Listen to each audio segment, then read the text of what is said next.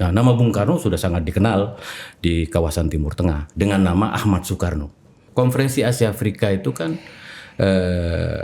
perdebatannya bahwa dunia harus bersama-sama berjuang untuk kemerdekaan dan kedaulatan Palestina. Itu tahun 55. Dan sampai sekarang kalau kita bicara tentang Palestina, rujukannya tetap Bung Karno.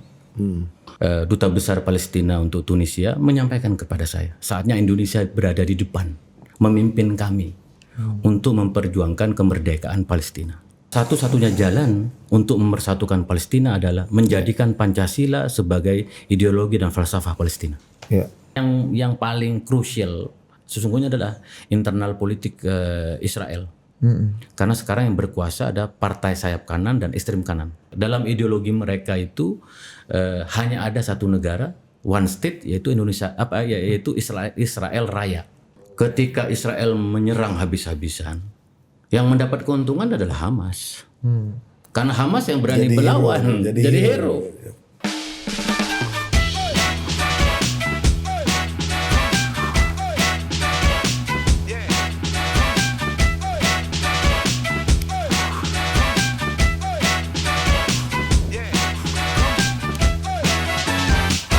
Bismillahirrahmanirrahim.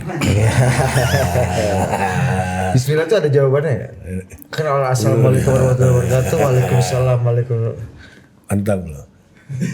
Umroh udah 2 kali kan? 2 kali. Nah, ini pertanyaan nih Gus. Jadi buat orang yang kosong sama sekali ya. Harus makan. Jadi kita ada rombongan umroh Gus. Ada sponsornya. Nah Budi pakai jatah mualaf. Oh gitu? Iya.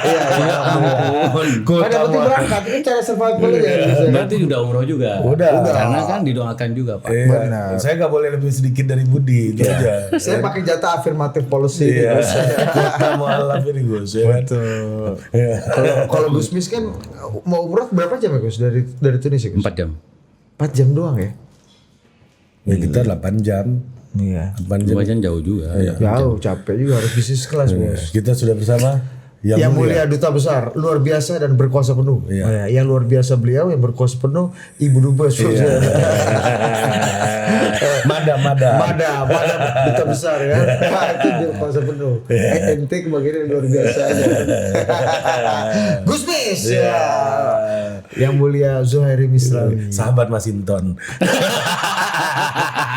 Iya, Masinton tuh kecarian Anda Gus. Kemarin pemilu 2024 nggak ada Zuhairi Mislawi dalam squad ini kan. Gus, gimana melihat Masinton jadi bupati sekarang, mantap gak Masinton? Iya, Masinton itu orang yang disayang Tuhan. Mungkin juga karena senang ke gereja. Ya, Masinton ini. Sahabat saya di PD Perjuangan, jadi anggota DPR 2 kali kalau tidak salah. Saya aja belum pernah. Saya ini akan susah menjadi anggota DPR karena nama saya Gus Mis. Jadi Mis terus. Luput. Kenal Masinton tuh udah berapa lama Gus? Udah lama sekali. Saya kenal Masinton itu sejak tahun 2005. Jadi 30 tahun. Lama juga ya. Lama juga dan Dalam dunia bersahabat. pergerakan ini Dan permainan kan. Dan ya orang gigi terakhir kan jadi bupati itu. Itu sudah garis tangan kata Pak Taufik ya Mas. Ini kenapa Tuhan sayang sama dia tuh apa ini ya Gus? Ya Sampai pada hipotesa itu. saya tahu kalau Masinton tuh kan happy-nya membantu banyak orang. Jadi siapapun kita kalau suka membantu banyak orang, insya Allah akan disayang Tuhan. Itu ilmunya Pak Taufik Kemas. Kalau Masinton ilmunya agak banyak kan. Taufik Kemas, Rizal Ramli, Bang Bursa. agak banyak ilmunya Gus. Dan waktu itu kalau kesayangannya Pak Taufik Kemas itu Masinton. Dan memang happy-nya buruh kan. Repdem itu.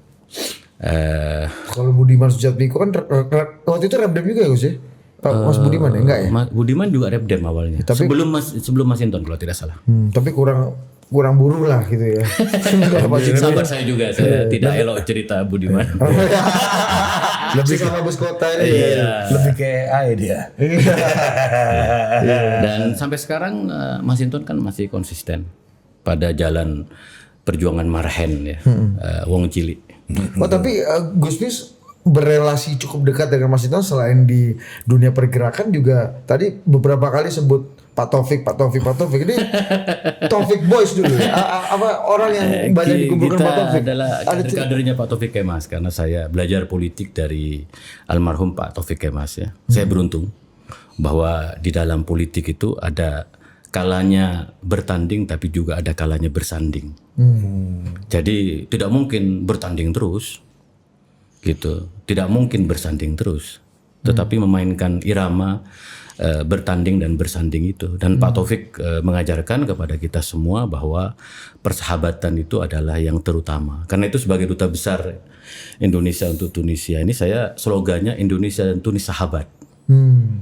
Jadi bagaimana kita itu membangun persahabatan.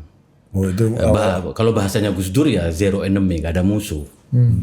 Jadi ya, semua sahabat saya sampai sekarang. Walaupun kita mungkin berbeda politik sekarang, tapi ya sama total politik ya saya Ari semuanya kan sahabat saya. Ya, itu ajaran Pak Taufik itu. Ajaran Pak Taufik. Ajaran Pak Taufik, ajaran Gus Dur juga. Kalau Gus Dur apa keidentikan kesamaan dari dua sosok mentor Gusmis ini, Gus? ya ke Pak Taufik dengan Gus Dur ini mengajarkan kepada saya harus berperan dalam proses membangun Indonesia. Saya temukan di Ibu Megawati Soekarno Putri setelah saya menjadi bagian dari PD Perjuangan ini, bahwa kita semua harus menjadi bagian dalam proses membangun Indonesia. Di Indonesia itu ada ya, kalau saya misalnya Pancasila. Pancasila itu adalah ideologi falsafah yang mempersatukan kita sebagai bangsa. Gus Dur, Pak Taufik itu, Dek nanti kalau adik punya jabatan, tolong itu Pancasila terus digelorakan. Terus, 4 pilar tuh zaman Pak Taufik ya? Zaman Pak Taufik. Gus ya, Iya, di ini ditetapkan ya? Saya menjiwai Pancasila itu sebenarnya dari hasil Muktamar NU akhir tahun 83 awal tahun 84 di Situbondo itu, bahwa Pancasila itu final. Dia bukan agama, tetapi nilai-nilai dalam Pancasila sejalan dengan agama gitu. Karena saya kader NU kan. Lalu kemudian berproses, saya membaca pidato Pancasila 1 Juni 1945 itu adalah ideologi yang dianut oleh PD Perjuangan. Maka sebagai duta besar saya tahun pertama langsung menerjemahkan buku pidato Pancasila 1 Juni 1945 ke dalam bahasa Arab. Dan sekarang udah dicetak ratusan ribu. Dan saya sudah kasih kepada para ulama, kepada guru besar di Tunisia dan di Timur Tengah. Saya minta pendapat bagaimana pidato Pancasila 1 Juni. Dia mengatakan pidato istimewa luar biasa. Ini hanya disampaikan oleh sosok yang luar biasa. Nah, nama Bung Karno sudah sangat dikenal di kawasan Timur Tengah dengan nama Ahmad Soekarno. Mereka orang-orang Timur menyebut Ahmad Soekarno. Maka sejak tahun pertama saya nerjemahin pidato Pancasila, dan sejak minggu pertama saya mengusulkan Jalan Soekarno di Tunisia. Setelah 3 tahun diplomasi itu mang angel.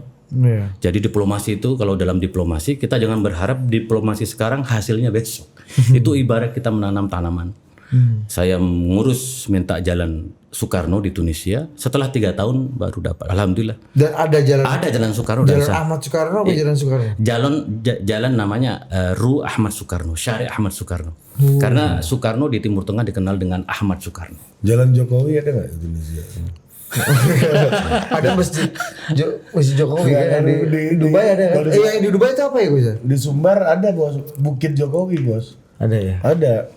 Lu kan udah bilang jangan kasih pertanyaan yang di luar. Enggak, kita nggak ke situ. Enggak, ini dia kan bikin cemas. Dia udah merasa cemas bikin tekan narsumanya bos. Udah mulai dengan Pak Taufik aja dia udah mulai sedikit cemas tadi. Kita kan tahu nama-nama yang disebut bikin tenang kan, nama Asmaul Husna kan bikin tenang gitu. Tapi nama-nama yang bikin cemas kita juga tahu. kita vibe-nya ini aja lah, optimis. Menjadi Indonesia ke depan. Jadi, Gus, ini Tunisia itu maksudnya Maghribi ya berarti ya? Maghribi. Ya. Saya baru Maghribi itu ada Tunisia, ada Libya, ada Aljazair, ada Maroko. Itu Maghribi. Saya baru baca buku bahasa Inggris. Kata Maghribi itu apa sih sebenarnya? Maghribi itu adalah barat. Jadi Arab yang berdekatan dengan negara barat. Dari Tunisia ke Italia pesawat itu cuma 45 menit. Tunisia Malta 30 menit, Tunisia Yunani 1 jam, Tunisia Spanyol 1,5 jam, Tunisia Perancis 2 jam, Tunisia Jerman 1 jam, Tunisia Inggris 2 jam. Jadi memang itu kawasan Arab yang dekat dengan barat gitu. Dan kita mengenal dulu Andalusia kan, ketika Islam berkuasa. Itu tempat favoritnya Budi. Betul. Bersama waktu itu kan diajak jalan-jalan sama Ambasador Najib ya. Sahabatnya Gusmis. Dinasti Umayyah waktu itu.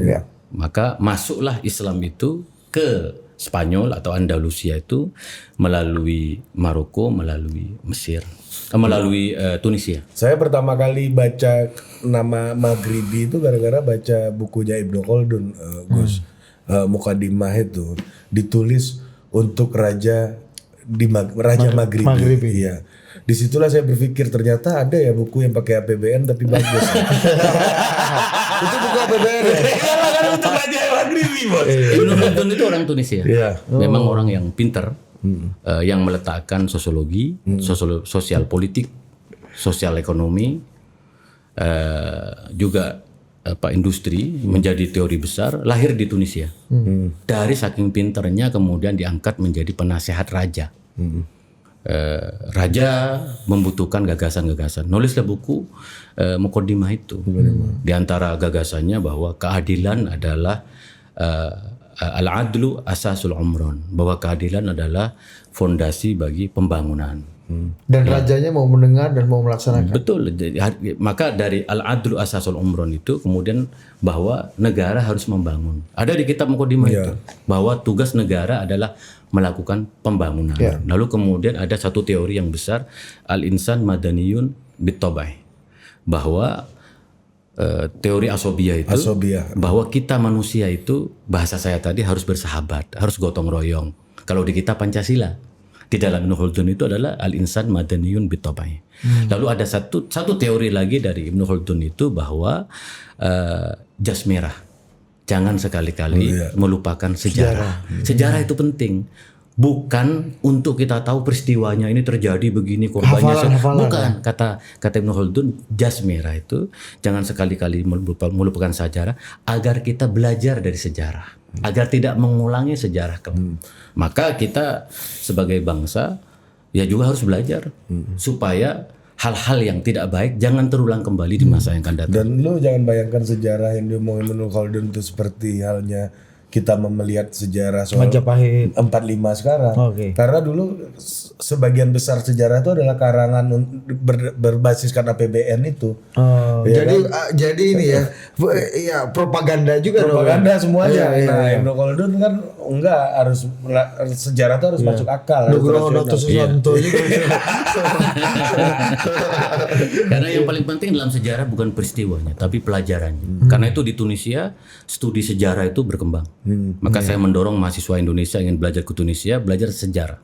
Karena kita mengalami kekurangan sejarawan di Republik ini. Untung ada sahabat saya Boni Triana.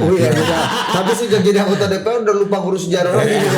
Itulah. Tadi malam kemarin masih ngadain acara tentang buku revolusi itu. Itu sejarah bangsa tentang. Dan spesialnya bicara sejarah dan buku revolusi, orang yang datang rame. Alhamdulillah kan artinya ada optimisme. Itulah kesalahan PDI Perjuangan, Gus. Udah benar Boni ngurus sejarah disuruh ngurus dapil. Di Boni kan di PD Perjuangan ngurus badan sejarah di PD Perjuangan. Terutama yang kemarin itu menarik sekali, peluncuran buku revolusi itu ada sejarah bangsa kita yang perlu kita angkat kembali, diskusikan dan kita lanjutkan spiritnya. Itu adalah tentang konferensi Asia Afrika tahun 55. Misalnya sekarang kalau kita bicara diplomasi sekarang, diplomasi Indonesia itu adalah Bung Karno dan konferensi Asia Afrika tahun 55 sampai sekarang. Nah, berkaitan sama Bung Karno, apakah yang muncul di diskursus global hari ini soal sikap Indonesia, terutama soal Palestina itu masih senada dengan apa yang Bung Karno bayangkan, Gus. Iya, karena kan yang hari ini terjadi. betul. Konferensi Asia Afrika itu kan perdebatannya bahwa dunia harus bersama-sama berjuang untuk kemerdekaan dan kedaulatan Palestina. Iya. Itu tahun 55. Dan sampai sekarang kalau kita bicara tentang Palestina, rujukannya tetap Bung Karno. Kenapa? Karena Bung Karno itu konsisten sikapnya membela Palestina dan menentang penjajahan Israel itu, Zionis Israel itu. Bahkan dalam dokumen Konferensi Asia Afrika itu jelas ini adalah penjajahan Zionis Israel yang sekarang menjadi bahasa media kan. Semua media adalah menyebutnya Zionis Israel. Bahkan itu, media Barat ya. media Barat. Itu media bahasa liberal ya. bahasa yang digunakan Bung Karno dalam Konferensi Asia Afrika loh. Maka sebenarnya saya tahun lalu ya Duta Besar Palestina untuk Tunisia menyampaikan kepada saya saatnya Indonesia berada di depan memimpin kami untuk memperjuangkan kemerdekaan Palestina. Dunia menunggu kita untuk bagaimana kita memperjuangkan kemerdekaan Palestina ini. Maka banyak prosesnya kan. Yang pertama menghentikan serangan itu, ceasefire itu, genosida dihentikan. Yang kedua bantuan kemanusiaan. Terus yang ketiga membangun kembali Gaza yang sudah hancur itu. Yang keempat adalah mendorong persatuan nasional Palestina. Karena itu penting, sesuatu yang nanti agak rumit pada akhirnya itu adalah persatuan faksi-faksi di dalam Palestina. Yang faktor ini yang kayaknya di Indonesia kurang begitu dapat perhatian, Gus, bahwa selain tadi ada genosida, ada pembumi hangusan, macam-macam lah, itu kita kehancuran. setuju dan mayoritas negara di dunia udah. Oke. Iya. Tapi yang faktor terakhir ini yang mungkin kita masih banyak biasnya. Coba bahkan Gus saya bisa kasih perspektif lah. Bahkan saya menyampaikan kepada Duta Besar Palestina untuk Tunisia dan faksi-faksi di dalam Palestina karena saya berhubungan intens dengan mereka sejak lama. Saya bilang satu-satunya jalan untuk mempersatukan Palestina adalah menjadikan Pancasila sebagai ideologi dan falsafah Palestina. Ya. Kenapa? Karena Pancasila sudah berhasil mempersatukan Indonesia yang luar biasa kebinekaan. Diverse, ya. Ya. Tidak ada yang lebih bineka dari kita. In term of politics, in term of race, languages, mazhab, dan lain-lain ya kan. Kita ini paling beragam, tapi kita bersatu sebagai bangsa karena punya Pancasila tadi itu. Dan saya mengatakan kami sangat senang kalau Pancasila itu menjadi ideologi falsafah Palestina. Itulah perjuangan kita ke depan yang karena bagaimanapun kita tidak mungkin mendirikan negara Palestina ini kalau semua faksi-faksinya tidak bersatu. Itu yang nanti yang paling susah. Tondo-tondo bersatunya gimana, Gus? Kalau melihat ini kan dunia udah lumayan bersatu dalam satu sikap yang dari puluhan tahun. Kayaknya ini yang salah satu yang momen yang paling progresif gitu ya terkait dengan two state solution. Di internal sendiri gimana, Gus? Melihat kesadaran ini? Saya kemarin ada perwakilan dari Palestina ke Indonesia. Mustafa Berguti, tokoh pemikir Palestina datang berkunjung ke PBNU, kalau nggak salah ke Muhammadiyah dan lain-lain. Palestina mulai melihat Indonesia ini, dan saya kira dunia, saya sebagai duta besar, kita ini dilihat sangat luar biasa oleh dunia internasional, apalagi ekonomi kita bagus, ekspor kita. Kemarin ada trade expo di AIS, itu luar biasa ya, walaupun dinamikanya sangat masih kan, tapi dunia internasional melihat Indonesia itu luar biasa. Karena Pancasilanya, karena keguyupan kita. Podcast kayak gini ini nggak ada di Timur Tengah. Adanya di kita. Bagus juga kalau kita buka di sini. Bukannya pas Terus yang kemarin dari David itu kemarin, dia melihat Indonesia yang menarik sejak zaman Bung Karno, Bung Hatta, Syahrir sampai sekarang. Kata dia, yang menarik di Indonesia itu adalah kebangkitan kaum mudanya. Ya, saya beruntung karena saya duta besar termuda saat ini dan duta besar termuda di Tunisia. Mereka melihat itulah wajah Indonesia. Maka Orang muda dapat kesempatan untuk dapat jadi diplomat kesempatan. ya. Iya, karena kan orang muda itu punya gagasan yang menembus langit ketujuh.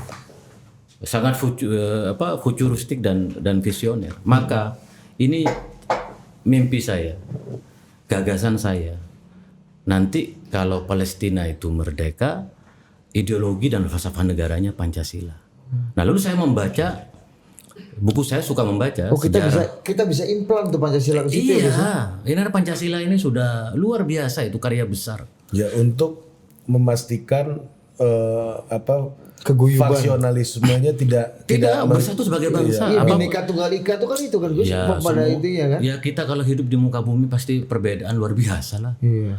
Nggak mungkin kita semuanya di satu pikiran, pasti banyak perbedaan, Iya. ya kan. Lalu kemudian saya baca sejarah Bung Karno pidato Pancasila di Mesir, di kampus saya Universitas Al Azhar itu tahun 60. Nah, waktu terima doktor ya. iya honoris causa. Iya, Dan waktu itu Jamal Abdul Nasir Iya. mendengar pidato. Kata Jamal Abdul Nasir, ini Pancasila harus jadi ideologi dan falsafah Mesir. Kata Nasir. Kata Nasir. Karena memang luar biasa kan di Mesir juga sama tantangannya, ada Muslim, kemudian ada Koptik, Koptik ya. ya kan. Lalu kemudian ada agama-agama minoritas yang lain, Yahudi juga ada di Mesir, gitu. Nah, dunia sejak zaman Bung Karno melihat kekuatan Pancasila ini, maka saya berharap ke depan kita mengajukan kepada Palestina untuk mempersatukan seluruh faksi-faksi, karena di Palestina juga ada agama-agama yang lain, tidak hanya Islam. Iya. Maka Bukan dasar cuma Islam ya, kalau di sini kan banyak dianggapnya ini perjuangan bukan hanya kemanusiaan tapi tidak agama. ada tokoh besar yang namanya Edward Said. Edward Said Palestina. Edward Wadi saya. Edward Said itu Edward Pendiri Palestina. PLO, Protestan. Iya. Jadi kan dia dari Palestina pindah ke Amerika. Pas di Amerika dia bilang gini, saya ini jago main piano, jago main bola, tapi nggak dianggap penting sama orang-orang. Kenapa? Karena pas gabung sama komunitas Arab saya dibilang Protestan. Saat bergabung sama mayoritas Protestan di Amerika saya dibilang Arab. Out of place.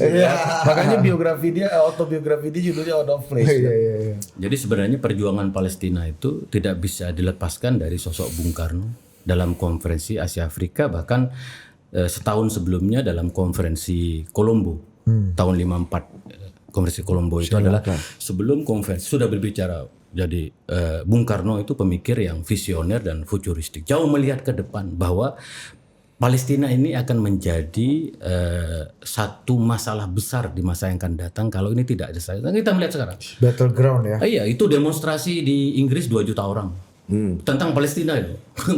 Di Italia juga. Sekarang ini.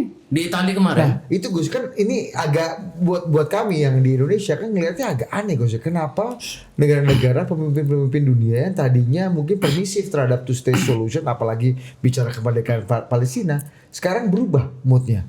Apa yang sebenarnya terjadi Gus? Kenapa ada perubahan mood dunia yang signifikan, agak serius gitu belakangan? Jadi kalau kita melihat kan kita ini sudah semakin modern, di mana orang mulai meyakini bahwa hak asasi manusia itu adalah sesuatu yang bersifat primer dalam hidup kita.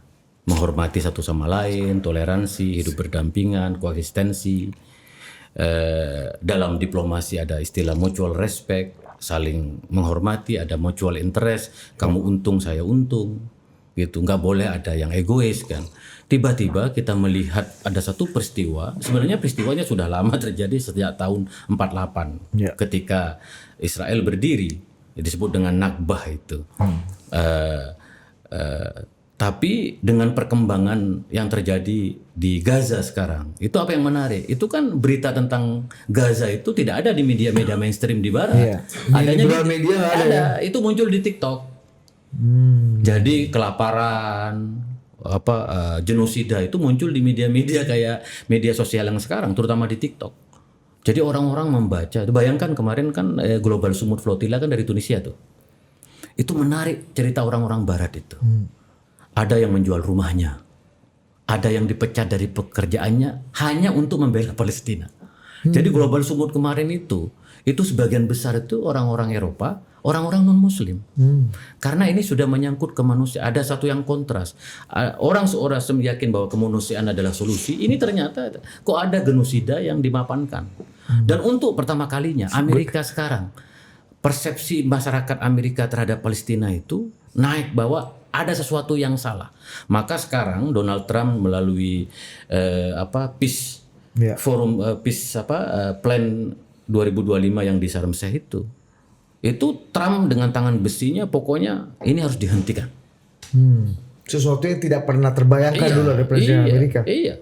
Trump menganggap karena kalau ini tidak dihentikan nanti Amerika akan menjadi korban. Kenapa? Karena Amerika yang menyuplai senjata, Amerika yang selama ini membackup Israel.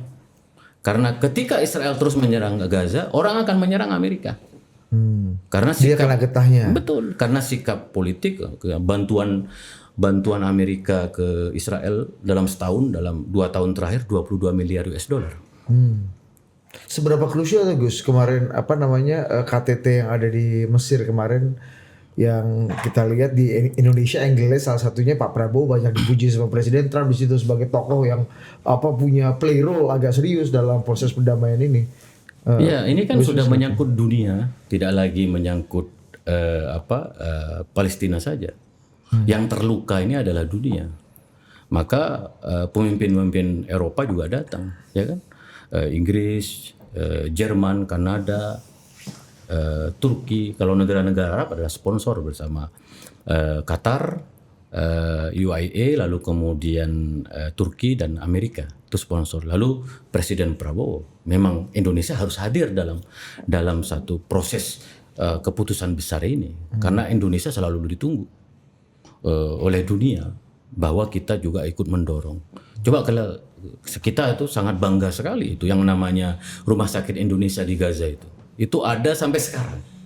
Bahkan di tengah tenaga medis sudah lari semua keluar, dokter-dokter kita masih ada loh di Gaza. Indonesia hadir dalam suka dan duka dalam perjalanan memperjuangkan Palestina dan khususnya Gaza terakhir itu. Maka Presiden Prabowo dipuji sikapnya gitu, karena ini bagian dari konsistensi Indonesia dalam membela Palestina. Nah, kalau di pantauan lapangan gimana Gus? Kan kemarin ada Irul tuh nggak bisa masuk kan mau masuk gitu kan. Dia pengen jadi relawan kan. Padahal dia udah belajar bangunan. Itu nggak perlu belajar Irul.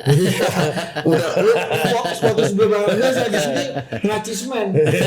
Ngapain lu Cak? Iya supaya kalau di sana butuh bantuan acian semen gue bisa. Gitu udah berpikir jadi kang bangunan. Jadi kemarin tuh saya mendapatkan informasi akan datang relawan dari Indonesia, akan bergabung dalam Global Sumut Flotilla yang akan berlayar dari Tunisia ke Gaza. Saya nelpon mereka nggak lapor ke saya. Oh mereka nggak titip diri gitu? Saya telepon, saya bilang tolong besok datang ke KBRI. Ya, yang undang duta besar ya. Iya, saya datang, saya meminta apa kegiatannya, menyaring aspirasi mereka gitu, mencatat gitu, dan saya pastikan bahwa selama di Tunisia, insya Allah labas, pokoknya saya akan memberikan pelayanan terbaik. Lalu kemudian saya undang makan malam, doa bersama, saya kasih ijazah Hizib Bahar. Hizib Bahar itu adalah doa laut yang lahir di Tunis dari tarekat Syadiliyah. Karena akan berlayar ke laut. Ini Hizib Bahar menarik, ini doa ketika Imam Abdul Hasan Asyadili berada di atas laut dan ada ombak, kemudian datang dalam mimpi, Rasulullah mendiktekan doa supaya selamat dalam pelayaran. Mereka akan berlayar ke Gaza, saya kasih Hizib Bahar di itu. Jadi selama di Tunisia saya mendampingi mereka, bahkan ikut mengantarkan mereka ke pelabuhan gitu, memastikan segala persoalan. Meskipun pada akhirnya mereka belum berhasil masuk Gaza kan? Iya, karena kemarin itu jumlahnya sangat besar. Dari total 400 orang itu yang daftar datang ke Tunisia 1.000 orang. Maka kemudian dengan satu kebijaksanaan dari Indonesia KBRI dari IGPC, mereka memutuskan untuk memberikan kesempatan bagi negara-negara Eropa. Kenapa? Kenapa harus negara Eropa? Karena mereka yang punya hubungan diplomatik sama Israel. Jadi ketika Eropa bergerak itu kemenangan tersendiri.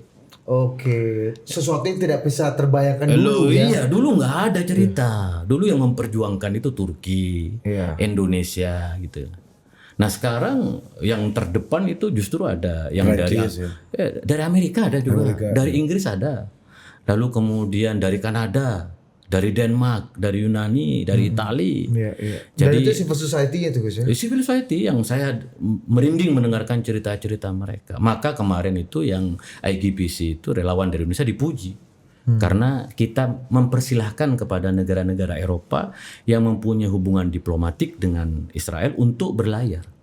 Dan itu berhasil kemarin. Berhasil ketika mereka diintercept oleh Israel tuh. Yaitu semua demonstrasi di Eropa sesuatu yang saya beruntung dan terharu lah melihat demo menentang Israel di Eropa itu. Itu demonya jam 1. Jam 1 pagi ketika diintercept itu kan waktunya jam 1 pagi. Iya. Malam hari. Ketika diintercept semua masuk CCTV kan. Oh, di Italia 2 juta turun ke jalan. Di Spanyol. Nah, maka akhirnya terjadilah itu yang namanya kesepakatan damai Trump ini. Dan para demonstran nggak bergeming Gus. Mereka bergeming, bahkan mereka mengancam akan melakukan mogok serikat buruh di seluruh Eropa. Kalau seluruh Eropa mogok kan besar sekali. Tekanan politik kepada pemerintah-pemerintah yang punya hubungan diplomatik sama Israel sangat besar sekali. Dan itulah kemenangan bagi Irul dan kawan-kawan IGPC. Kebetulan Irul memang selain memang karena memberikan kesempatan pada civil society dari Eropa, memang kebetulan sangunya memang udah habis Gus. Jadi dia- Kalau sama sih aman, saya supply terus. Iya, teman-teman di selama di sana itu saya traktir semua. Dijamin sama Duta Besar. Dijamin negara lu ternyata. Ini Cak. misu aja Gus. Aman memang. Bro. Mereka pokoknya kita jangan pulang dulu katanya sampai duitnya dubes habis katanya. Iya, niatnya mau mampir malah numpang hidup ente. Gus, tapi kan dulu kan kita juga banyak ini ya, banyak omongan atau banyak pemikiran bahwa perdamaian di Israel dan Palestina itu berat sekali untuk bisa terwujud karena negara-negara Arab sendiri nggak kompak. Tacklingan konflik antara negara Arab sendiri yang juga membuat ini jadi hambatan besar lah perdamaian atau state solution ini. Sekarang ada perspektif nggak Gus? Iya, peta geopolitiknya udah berubah. Peta geopolitiknya itu bukan negara Arab dengan negara Barat. Sekarang negara Barat itu masyarakatnya punya kesadaran yang sangat luar biasa. Lihat di Amerika demo-demo kampus Columbia University. Itu kan luar biasa demo-demonya yang terjadi di Amerika. Di setiap kalau wisuda terakhir di Ada kalau nggak salah perlawanan ya. di mana di Edinburgh. Itu wisuda besar, itu orangnya pakai ini. Atletico Madrid pertandingan La Liga. Pertandingan Serie A misalnya, itu kan bendera Palestina luar biasa. Itu belum pernah terjadi dalam sejarah loh. Padahal dalam sepak bola tidak boleh berpolitik. Iya. Tetapi ketika Palestina semua mengatakan ini bukan politik lagi Palestina ini. Iya, meskipun Ini bukan agama lagi, ini soal kemanusiaan kok. Bagaimana orang yang sudah tertindas, orang yang sudah kelaparan, kok dibiarkan? Jadi yang terpanggil itu adalah hati nurani. Nah, negara-negara Arab sendiri Anda lihat perubahan dan transisinya swingnya gimana Gus? Negara-negara Arab Dan ya. betul nggak dulu tuh bahwa ada anggapan bahwa ini berat karena negara-negara Arabnya nggak mendukung, setengah mendukung atau berkonflik satu sama lain sehingga ini jadi penghambat yang agak serius dalam proses perdamaian ini. Iya, kalau saya sebagai diplomat dalam teori Ini nggak boleh geopolitik, terlalu keras ya sekarang. Kalau dulu boleh. dalam diplomat sebagai dalam teori politik, dalam teori geopolitik itu ada yang dalam bahasa Bung Karno itu pantere, bahwa hidup itu berubah terus sesuai dengan peristiwa-peristiwa yang terjadi. Misalnya dengan adanya media sosial yang sangat luar biasa sekarang, itu menggerakkan perubahan-perubahan yang sangat besar dalam peta geopolitik. Maka oleh karena itu misalnya bagaimana kita bisa bayangkan Iran bisa menembakkan rudalnya ke Israel.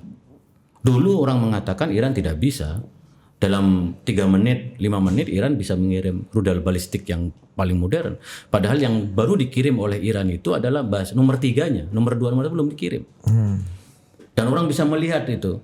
Jadi kami para duta besar itu selalu kirim video rudal di atas kita gitu.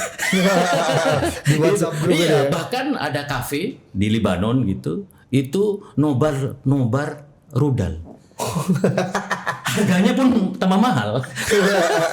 Kalau kita nobar sepak bola kan, ini nobar rudal balistik, dan itu ditepuk tangan. Dan pakai ini ya, pakai live music juga diiringi saxophone gitu. Jadi Pakai- sekarang pakai misalnya, disco-disco ya. jadi sekarang dalam peta geopolitik, Israel bukan lagi negara yang perlu ditakutin. Amerika, gitu loh. Negara-negara sekarang mulai tumbuh. Ada kekuatan baru yaitu Cina, ada kekuatan baru India, Rusia, ada Iran, ada Indonesia. Jadi perubahan-perubahan besar ini yang juga mengubah peta. Kalau faktor sosok Donald Trump sendiri, Gus Mis ngeliatnya gimana? Ini karena memang situasi globalnya mengharuskan seperti itu, atau karena memang kan kita tahu barang ini barang unik nih? Menurut saya siapapun presidennya akan melakukan seperti Donald Trump. Oke. Misalnya Obama dulu ketika jadi presiden kita tunggu-tunggu sikap Obama. Obama kemarin mengeluarkan pendapat saatnya kita berpihak kepada Palestina. Harusnya dari dulu Siapapun ente kan? presidennya. Harusnya dari dulu ente Obama kan? Saya dulu berharap, saya senang sama Obama, tapi kecewa karena isu Palestina bisa diselesaikan dengan mudah sebenarnya. Mudah sekali isu ini, cuman lobby-lobby Zionis yang sangat besar baik itu di Kongres maupun di Senat itu kan yang kemudian mereka penyumbang terbesar dari kekuatan politik baik Demokrat maupun Republikan kan. Jadi siapapun presidennya Amerika pasti akan mengambil sikap karena ini sudah suara dunia kok. Dan kita berharap ya kita bisa menyelesaikan masalah ini walaupun butuh waktu, butuh effort dari kita semua.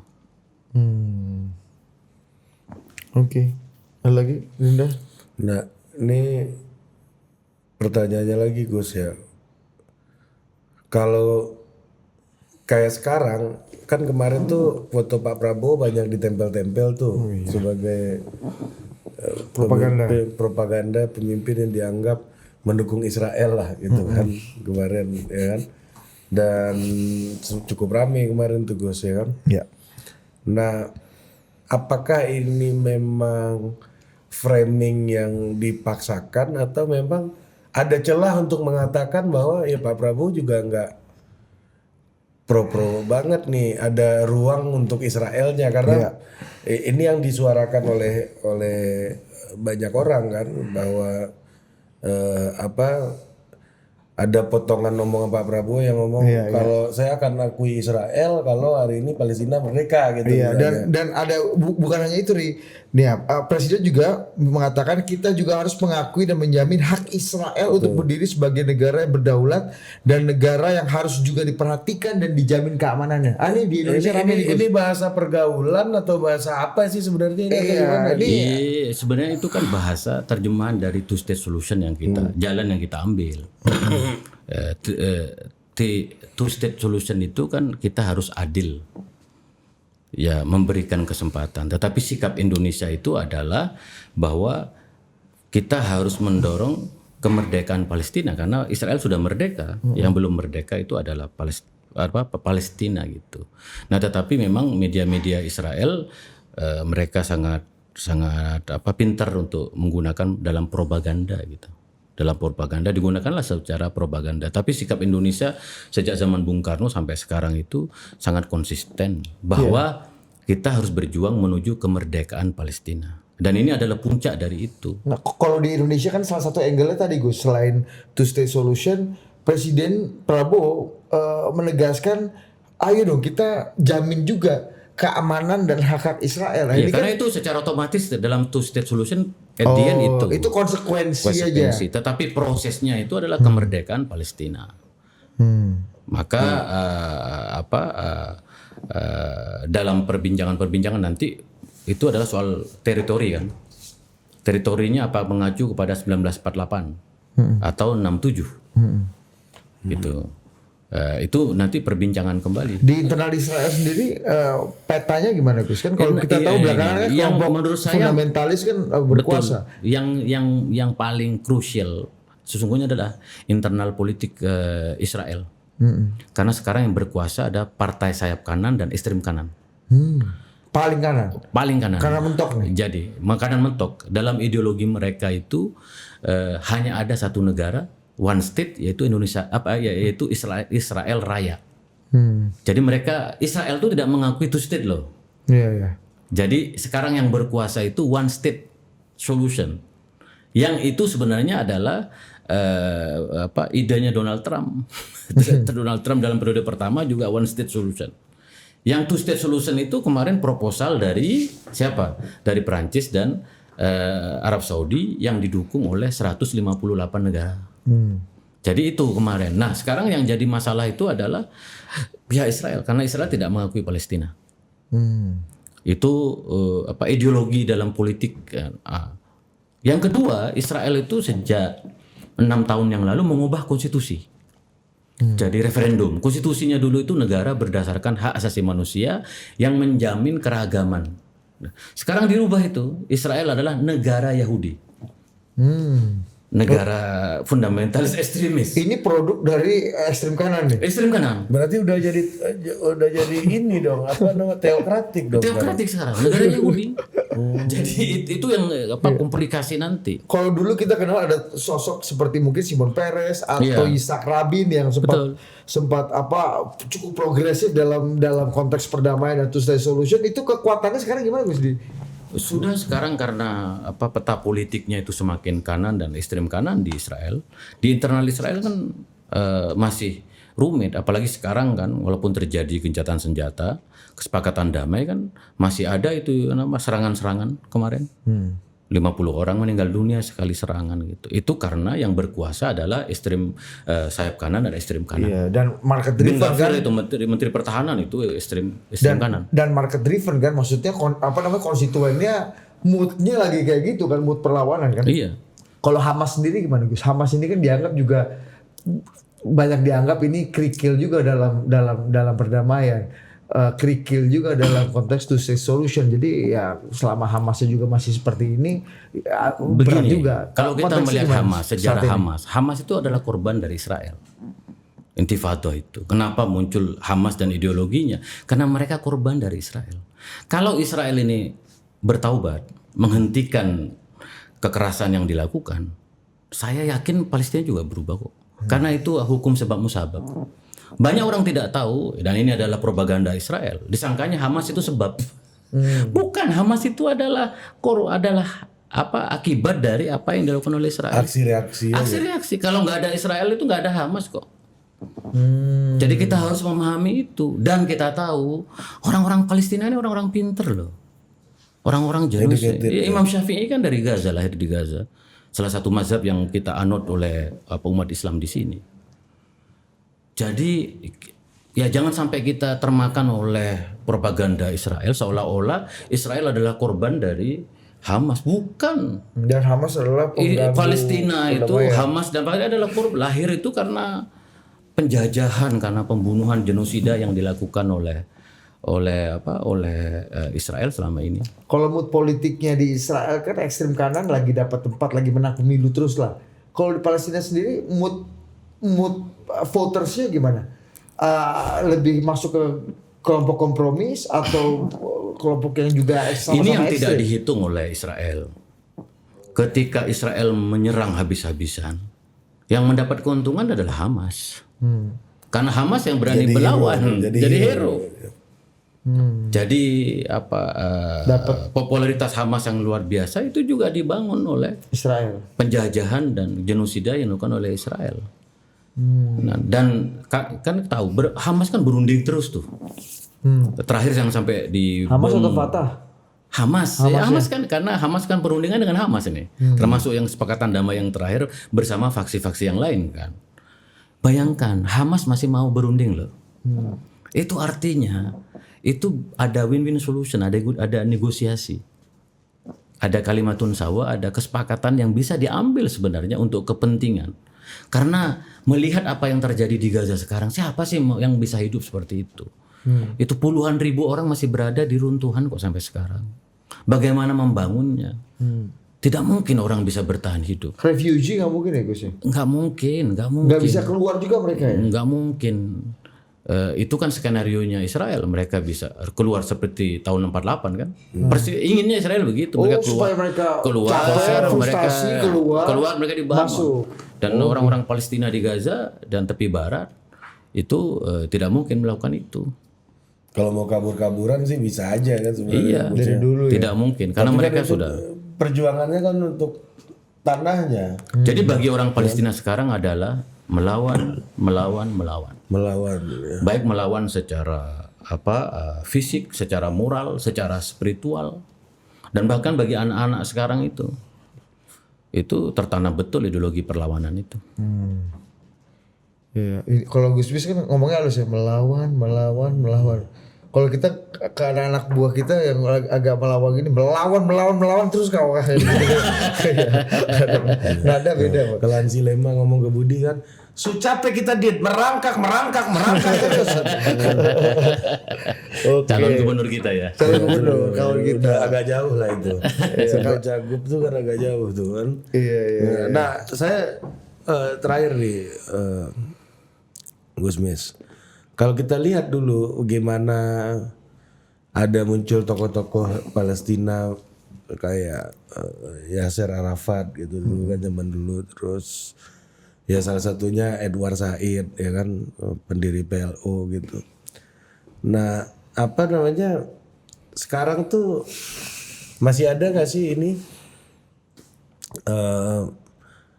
pergerakan, ya maksud saya gini, dulu itu banyak kelompok intelektualnya kayak gitu, cuma ke tingkat keberhasilannya, exposure-nya itu agak nggak sebesar sekarang. Tapi sekarang kayaknya nggak ada gerakan intelektualnya gitu ya. Tapi negara kayak Prancis, Inggris gerakannya masif banget itu. Apa tuh? Bagaimana penjelasannya? Sebenarnya banyak di Palestina. Mungkin cuma ada aspek bahasa ya. Oh. Kalau Edward Said kan menguasai bahasa Inggris sangat baik sekali. Ahli sastra bahkan kan. Iya. Sekarang banyak sekali. Saya sangat terkesima setiap hari hampir nonton Mustafa Brugoti yang kemarin kesini. Orang yang bisa memahami persoalan dalam konteks mencari solusi. Karena yang paling penting adalah mencari solusi. Solusi apa ke depan yang harus kita tawarkan. Karena ini sudah luka, kekerasan, korban udah terlalu banyak. Iya, kalau mau nyalahin zero sum game ya susah lagi. Kita harus ketemu titik. Apalagi proses politik. Proses politik kan kompromi. Jalan tengah kan. Termasuk juga Israel harus mulai menurunkan tensinya. Untuk terus menyerang. Nah, itu gampang asalkan senjata tidak dikirim dari Amerika, dari Jerman, dari Inggris, dari Prancis.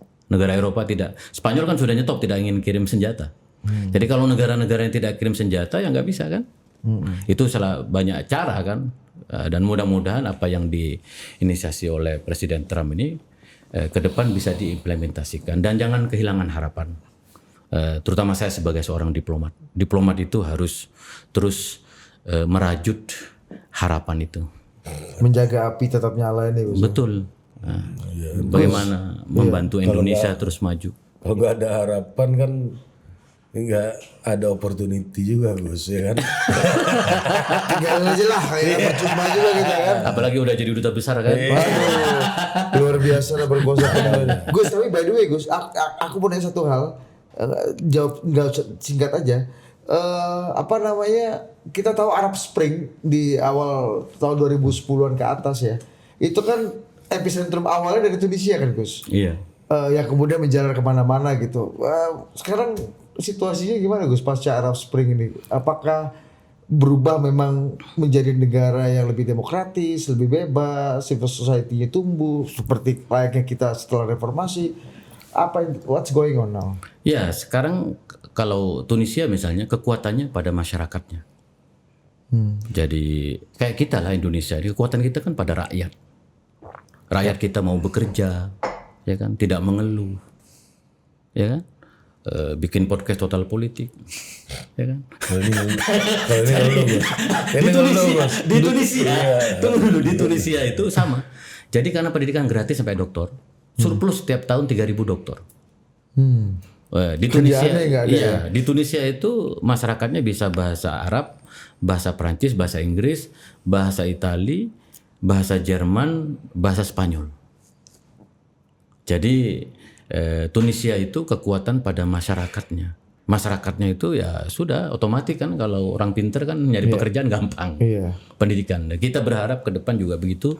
Mudah-mudahan dengan pendidikan yang semakin baik ini, kalau orang berpendidikan kayak kita ini kan, insya Allah damai. Bisalah untuk nyari pekerjaan gitu. Ya minimal dubes gitu. Bisa bahasa Arab, bahasa Inggris itu kan nggak kebayang. Ternyata untuk menjadi duta besar itu harus bahasa kan. Nah, itu yang paling elemen kan, karena itu diplomasi kan, bahasa. Kalau di Indonesia Menteri Investasi nggak harus bisa bahasa asing. Oh, saya nggak ikut-ikutan. Karena Pak Bahlil kan nggak bisa deh. Kalau Dubes Portugal yang lama kan yang lebih unggul bahasa Inggrisnya oke, bahasa Portugalnya so-so, bahasa permainannya advance. Beliau juga yang mulia Rudi Alfonso juga. Bahasa Inggrisnya oke ya. Bahasa Portugalnya so-so. Tapi bahasa permainan dia advance. Jadi kita berharap. Jadi promising ya Gus ya, pasca Arab Spring ini atau kan gini kan. Jadi Arab Spring itu terjadi karena kualitas sumber daya manusianya. Maka terjadilah Arab Spring itu. Dan sekarang Tunisia itu dari segi sumber daya manusia luar biasa. Pendidikan terutama kami merasakan sekali. Orangnya pintar-pintar. Bisa dong beasiswa ke situ oke juga ya. Dokter situ deh. Cuma 45 menit ke Italia, lu kan penggemar seri. Iya, mending ke Italia aja sekalian. Belajar bahasanya kayaknya lebih gampang Italia, Bos. Hurufnya lu masih paham. Lu masih kaku aja, lu nggak dengar cerita balik layar Gus Mis tadi. Iya tahu. Insentif kan? Iya tahu. Tapi kalau saya ada basic Arab Melayu masih ada. Kalau nggak Arab Melayu, Arab Pegon. Gundul ya. Oke Gus. Sama-sama. Itu bedanya di sana, Bos. Iya. Kalau di sana di Israel tuh ekstrem kanannya yang berkuasa, yang lain ini dianggap musuh semua kan. Kalau di Indonesia Bos, ya kan, yang berkuasanya pengen menganggap teman semua. Yang malah yang nggak berkuasa pengen musuhan terus.